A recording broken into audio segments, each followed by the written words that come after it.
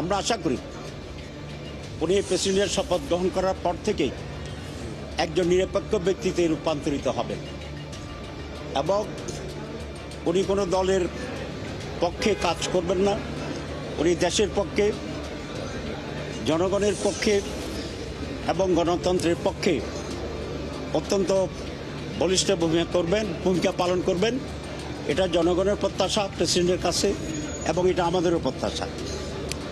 আজকে যে নির্বাচনটা হয়েছে সেখানে এমপিরা দলের বাইরে গিয়ে নিজের পছন্দের ক্যান্ডিডেটকে ভোট দেওয়ার সেই সুযোগটি ছিল না। যদিও আমরা জুলাই যে ম্যান্ডেট তৈরি করেছি, সনদ তৈরি করেছি, সেখানে প্রস্তাব ছিল যে শুধুমাত্র অনাস্থা প্রস্তাব ছাড়া আর সকল বিষয়ে যে কোনো এমপি স্বাধীনভাবে তার মতামত পেশ করতে পারবে এবং বাজেটের বিষয়টি শুধু আছে দুটি। কিন্তু এখন পর্যন্ত যেহেতু জুলাই সনদটি পার্লামেন্টে পাশ হয়নি, সেই কারণেই আমরা এই 70 অনুচ্ছেদ অ্যামেন্ডমেন্ট হয়নি এবং সে কারণেই যারা ভিন্নমত পোষণ করে তাদেরকে ভোট দেওয়ার সেই সুযোগটা আমরা দিতে পারিনি। এই জন্য আমরা দুঃখিত, কারণ গণতন্ত্র চর্চার জন্যে মাননীয় এমপিদের একটা স্বাধীন মতামত দেওয়ার এই সুযোগ থাকা অত্যন্ত দরকার। অবশ্য আমরা এই নিয়ে আমাদের আন্দোলন অব্যাহত রেখেছি।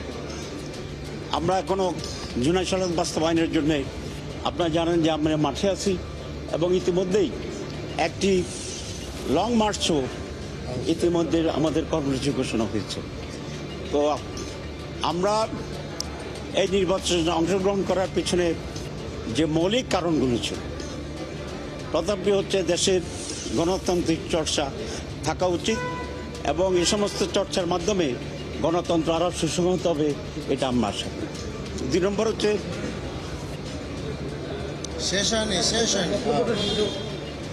এবং আমরা মনে করি সামনে তৃণমূলের নির্বাচন আছে, তারপরে লোকাল গভর্নমেন্ট ইলেকশন আছে।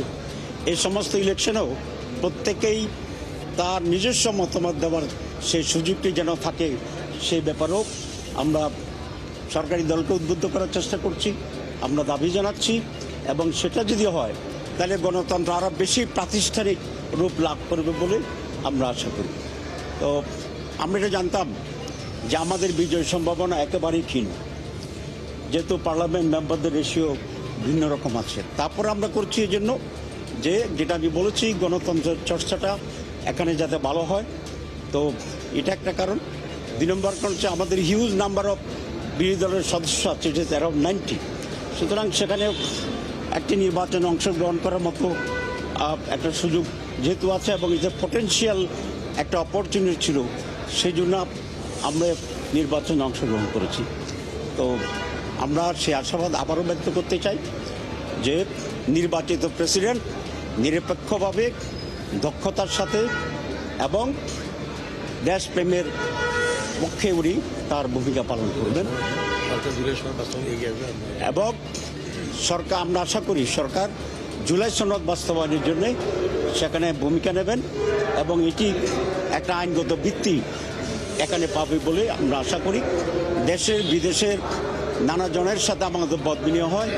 জুলাই সনদের ব্যাপারে এদেশের মানুষ যেরকম 70% বেশি এখানে রায় দিয়েছে, ঠিক বিদেশেরও অনেক বন্ধুরা বলে যে আপনাদের এই অ্যামেন্ডমেন্ট এবং পরিবর্তনগুলো বাংলাদেশের ডেভেলপমেন্টের জন্য, গণতন্ত্রের জন্য একটি অপরিহার্য এবং সেই দিকে তাদেরও এখানে মত এবং সমর্থন রয়েছে। তো আমরা আশা করি সময়ের ব্যবধানে সরকারি দলের শুভবুদ্ধির উদয় হবে এবং জনগণের কল্যাণে যা যা প্রয়োজন এই পার্লামেন্টে তারা সে সমস্ত আইন নিয়ে আসবেন এবং সে সমস্ত বিষয়ে আমাদেরও সমর্থন থাকবে।